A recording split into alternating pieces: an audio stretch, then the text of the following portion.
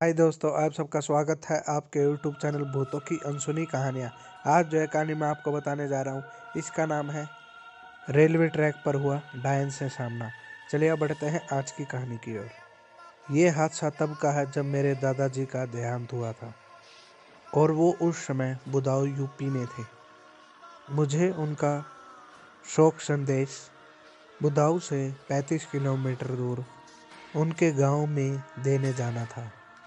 मैं गांव जाकर उनकी प्रेतक परिवार को शोक संदेश पहुंचाया और फिर गांव से बाहर आकर बस स्टैंड पर खड़ा हो गया।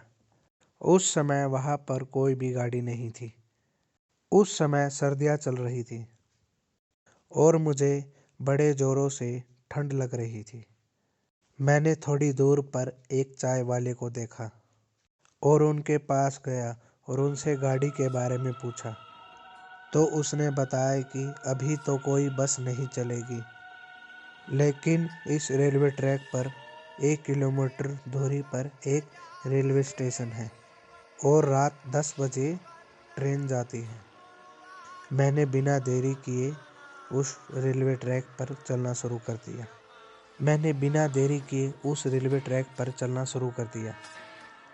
200 मीटर चलने पर मुझे एक औरत दिखाई दी और मैं भागकर उसके पास पहुंचना चाहता था ताकि वो मुझे रेल के बारे में बता दे।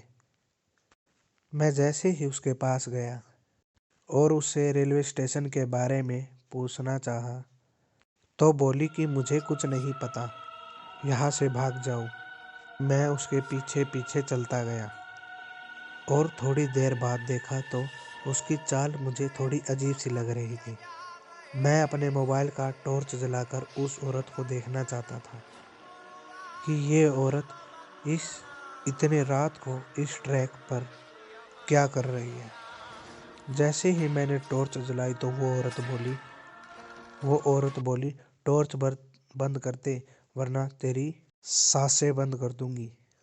मैं उसकी आवाज़ सुनकर डर गया और वापिस उस स्टॉल वाले की तरफ जाने लगा।